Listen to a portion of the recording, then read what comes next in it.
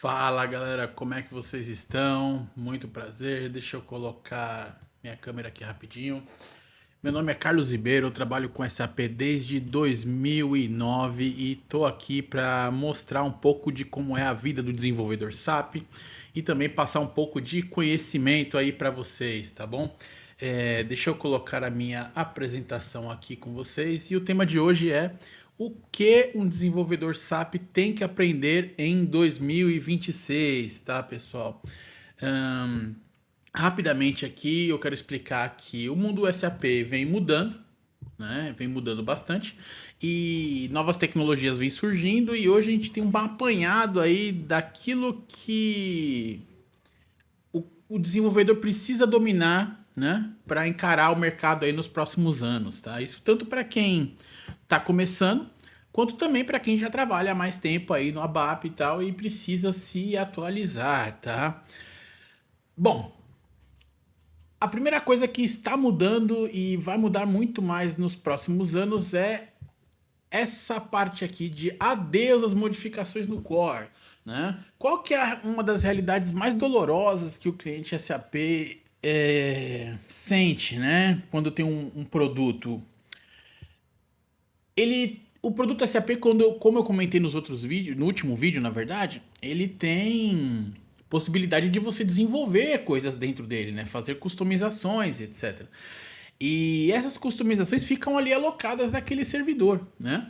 Então imagina, por exemplo, que você fez um desenvolvimento ali para criar um pedido de compras e tá lá funcionando, tudo tranquilo, e de repente vem uma versão nova do S4, né, do SAP, e você precisa fazer esse upgrade, né, para continuar atualizado e tal, e recebendo as novidades e tal, né? Então, beleza, você tem lá só o seu desenvolvimento no pedido de compra funcionando normal, porém, na hora que você faz o upgrade do SAP, aquela estrutura daquele pedido de compra que existia na versão anterior se tornou diferente na versão nova, né? E isso significa que você precisa ajustar aquele seu código Z, né, que é a customização, para atender aquele upgrade de versão no sistema que você precisou fazer, né? Isso é muito doloroso, porque tem empresas grandes que tem 5.000, 10.000 customizações dentro do ambiente RP, né? Que são customizações que são construídas ao longo de anos e mais anos, né? Algumas até o cliente nem usa mais, mas estão lá e o cara precisa se preocupar com aquilo ali na hora de fazer um upgrade, porque pode parar de funcionar ou pode até inviabilizar o upgrade dependendo do grau de customização que se observa ali em cada desenvolvimento, né?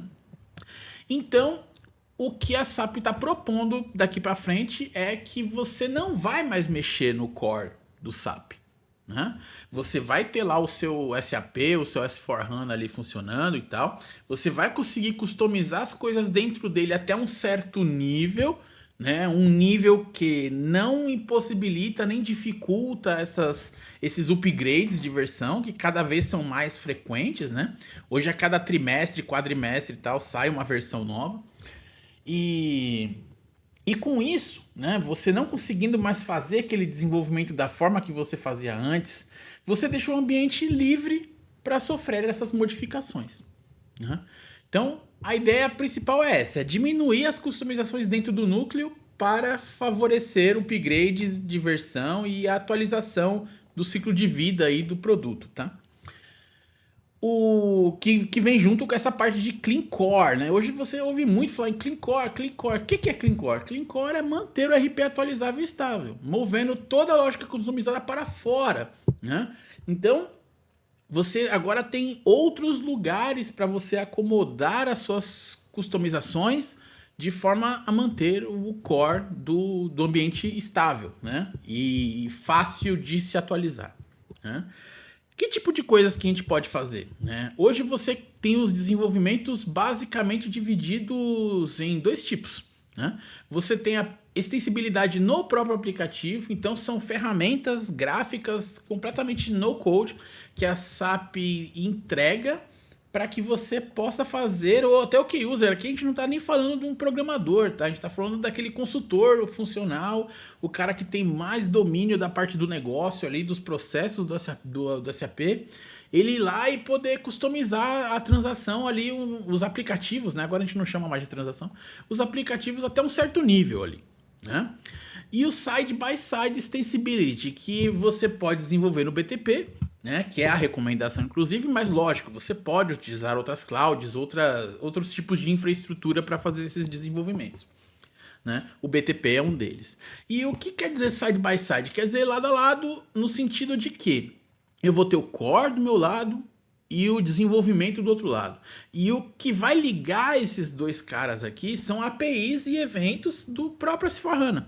Então, em vez de eu fazer um desenvolvimento para fazer uma customização no meu pedido de compra lá dentro do S4, eu faço essa customização do lado de fora, dentro do BTP ou em qualquer outra coisa, e depois eu simplesmente chamo a API de pedido de compra do S4HANA para poder gerar o resultado final, né? Para poder mostrar ali, para criar o pedido ou para fazer aquilo que precisa ser feito, né?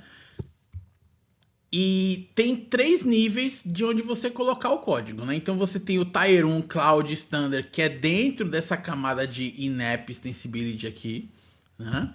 Nós temos o Cloud Optimized aqui, que é o nível 2, né? Que já corresponde a alguma coisa ligada à nuvem, né? Otimizado para a nuvem.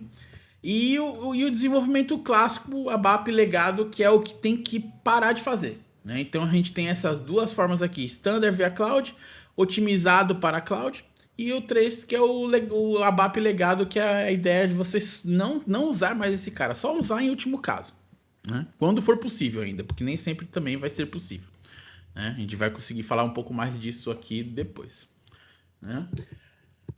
E agora nós temos parte daquele grupo de extensibilidade lá, o ABAP Cloud.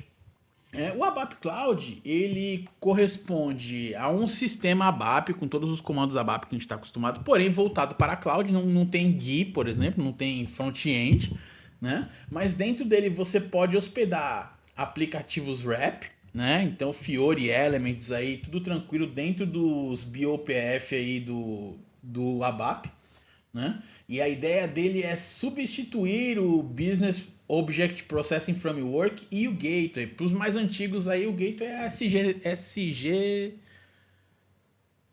alguma coisa assim, SGVW, alguma coisa assim. Faz tempo que eu não uso, inclusive, né? Mas e você vai trabalhar tudo com esse conceito aqui de wrap, né? Nós temos também na parte cloud aí uma sintaxe restrita do ABAP, então você não consegue dar os mesmos comandos exatamente no ABAP Cloud. Ele é muito mais voltado a desenvolvimentação orientada a objeto, né? Então tem algumas diferenças aí que você precisa estar ligado, tá? Parar de pensar na SE80, SE38, aquelas transações que eu comentei no vídeo anterior. Agora o front-end do desenvolvimento é o Eclipse, né? É a IDE padrão aí que você deve utilizar, tá? Porém, já estão vindo outras, tá? Então, a SAP já informou que está trabalhando num plugin de ABAP, de ADT, né, da vida, só que para o VS Code. Isso vai ficar bem mais legal, porque o VS Code é muito mais fácil de plugar com IA, com MCP, com esses facilitadores aí de código, né? O Eclipse ainda está um pouco engessado nesse sentido. Mas a ideia é se acostumar com essa visão aí de Eclipse, tá? Porque ele ainda vai ser utilizado durante muito tempo, né? E trabalhar nas CDS Views, né? Quando você desenvolvia um aplicativo, uma transação dentro do SAP, era muito comum você fazer lá seleções no banco de dados, jogar para dentro de uma tabela interna, processar o dado dentro daquela tabela interna, trocando valores, fazendo validações e tal, e depois mostrar esse resultado na tela para o usuário de alguma forma, né? A CDS View, ela é uma forma de você buscar dados no banco de dados, porém ele permite que você faça algumas lógicas dentro daquela CDS. Então você pode concatenar campos, você pode somar, você pode botar case para formatar o valor, você tem uma série de coisas que dá para fazer. Então, muita dessa lógica de negócio que era utilizada nos programas ABAP vai ser transferida para a CDS View e executada dentro do banco de dados. Mais uma vez aí não interferindo no core, né? Sem muita dependência do core. E por último, o desenvolvimento no BTP. Então agora a gente também, além do ABAP Cloud, além de tudo isso que eu falei para vocês aí, a gente tem outras ferramentas de desenvolvimento que também são em outras linguagens, né? Nós temos esse CAP aqui, que é o Cloud Application Program Model, que se trata de um SDK, né? É uma suíte para desenvolvimento de aplicativos SAP. Ele se conecta e comunica nativamente com o BTP, utiliza praticamente todos os serviços do BTP. Você consegue acessar o S4HANA através dele, consumir as APIs do S4, você consegue colocar tabelas no banco de dados, então tudo aquilo que uma customização muito específica que você precisa fazer, que requer persistência, que requer um controle maior, um banco de dados, etc. Você também tem a opção de usar o CAP, né? Ele é um aplicativinho que vai rodar dentro de um container dentro do BTP, né? E ali você vai usar tecnologia basicamente Java ou Node.js. Tem os dois, né? Mas o mais popular de todos é o Node.js. Tá? Então é mais um ponto aí que é interessante você trabalhar na sua evolução aí, tá? Começar a olhar para esse CAP. Tá? Aqui o SAP Build Low Code, No Code, eu não recomendaria que pessoas que tivessem foco, né, em ser programadores focasse muito nisso aqui. Porque isso aqui é uma ferramenta mais de você arrastar e soltar e tal. Você consegue desenvolver aplicativos ali, nesse conceito de pouco código ou nenhum código. Porém, não dá pra fazer nada muito grande, sabe? Todo mundo que tenta desenvolver coisa grande nesse negócio aí acaba que chega num ponto que trava e o cara às vezes tem que desfazer tudo pra ir pra uma ferramenta Pro Code aí pra desenvolver do jeito normal, vamos chamar assim, que não requer, que requer, na verdade, um conhecimento de programação, um conhecimento técnico um pouco mais avançado, né? Nós temos esse Build Apps aí para criação rápida de interface, então também é o mesmo esqueminha de você arrastar e soltar. E o Build Process Automation, que aí você tinha os workflows, até mostrei no outro vídeo um pedacinho lá para vocês. Tinha os workflows do SAP normal, né? E agora você tem o Build Process Automation que mistura um workflow mais um RPA. Né? Então ele também tem condições de navegar em telas e fazer automações de processos aí dentro do ecossistema SAP através do cloud. Então muita coisa que a gente desenvolvia, cara, no ABAP normal, são tipo aceleradores, assim, cockpit, sabe? Então, tipo, para fazer um processo no SAP, o cara precisava lá de 4, 5, 6 passos dentro de uma transação e parte desses passos o cara sempre fazia de forma repetitiva, né? Não tinha que raciocinar, não tinha que nada, era sempre daquele jeito. E aí a gente desenvolve um puxadinho ali no SAP para o cara preencher menos campos e por trás a gente executava esses passos dentro do core. Né? Então com o Build Process Automation, a ideia é que você também tire um pouco dessa questão aí do workflow e de dentro do core e também passe a fazer essas automações do lado de fora, ou interagindo com as telas do S4 através do RPA ou utilizando as APIs, tá? E por último, esse Business Application Studio agora chama SAP Build Code, né? Que ele é um VS Code com a cara do SAP, com alguns plugins, né? Porém com muito mais plugins do que na versão do VS Code normal, que é a IDE de desenvolvimento tanto para SAP Build e para Process Automation, tá? E a questão de front-end, back-end, tem também aquele SDK para iOS, tudo você consegue desenvolver através desse Business Application Studio, tá? Então, se tem uma coisa que vocês precisam focar ano que vem, é aprender esses caras aí. Tá? Ou quem está começando, ou quem já manja e precisa se atualizar, tá? Com isso, eu encerro a minha apresentação. Espero que vocês tenham gostado. Se por um acaso esse conteúdo fez sentido para você, te ajudou de alguma forma, comenta aí, por favor. Não deixa de se inscrever nesse canal, que eu vou começar a passar muita coisa legal para vocês aí no sentido de SAP e para ajudar vocês a se desenvolverem. Show de bola? É isso aí, muito obrigado, um grande abraço e até mais.